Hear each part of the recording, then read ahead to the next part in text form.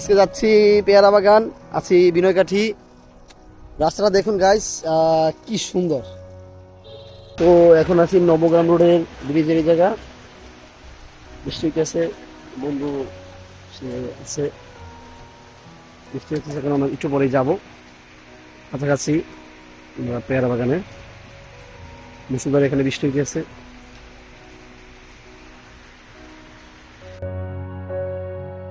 তুমি পারো রঙিন এক দৃশ্যতে রং মাখা তুলি ছুঁয়ে হাসি ফোটাতে। তুমি পারো রং ধনু রং ছুঁয়ে একে শত ছবি এক হাতে একসাথে।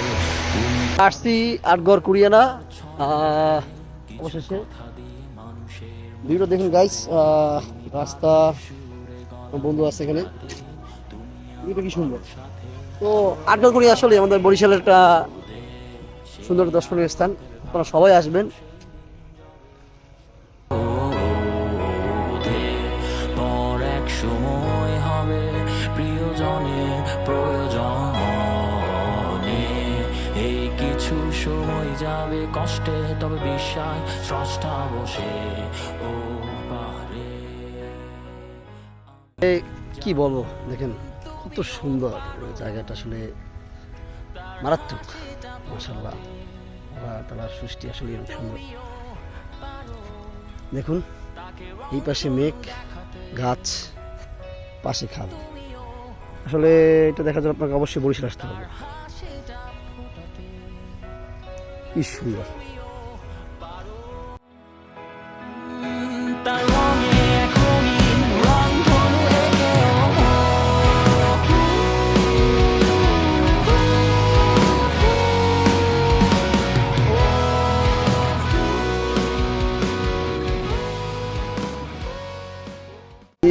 আদমকাঠি বাজারে ভালোই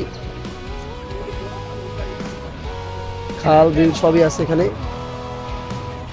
ভিউতে জাস্ট ভিউ। আমরা আছি বিকেলবেলা তো, দেখুন গাইস, মানে এই যে পুলিশে আসছে, ভালোই, মানে অসাধারণ অসাধারণ।